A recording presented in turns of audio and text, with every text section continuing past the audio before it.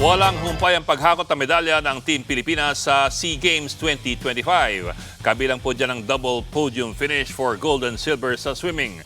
At live mula sa Thailand, nasa frontline ng balitang yan si One Sports correspondent Julia Vargas. Julia, ano nang standing ng Team Pilipinas dyan? Bok Ed, tuloy ang pag-abante ang Pilipinas dito sa 33rd SEA Games.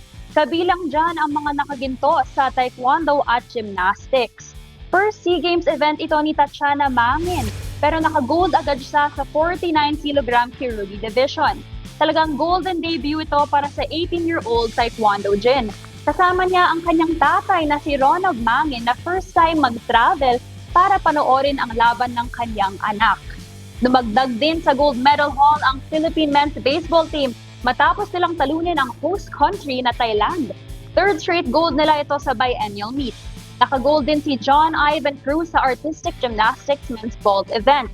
Nagkaroon din tayo ng silver medals mula kina Laila Delo sa women's under 73 kg sa Kirugi at Nucerlao para sa men's under 68 kg Kirugi.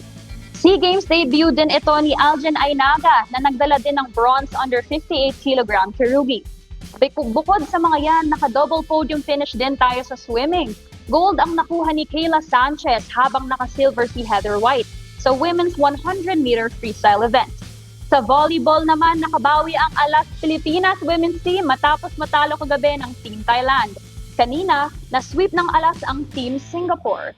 And as of tonight, panglima pa rin tayo sa medal tally with 10 golds, 17 silvers, and 35 bronze. Nangunguna pa rin ang host country na Thailand. Yan muna ang update. Mula dito sa Thailand, ako si Julia Vargas. Tibay at tatag, mas pinalakas na Pilipinas sa 33rd SEA Games. Maraming salamat, Julia Vargas live mula sa Thailand. Mga kapatid, Ed Lingaw po, maging maalam at may pakialam sa mga napapanahong balita sa ating bansa. Para sa mas malilimang pagtalakay at paghimay sa mga issue at headlines, mag-follow at mag-subscribe sa social media pages ng News 5.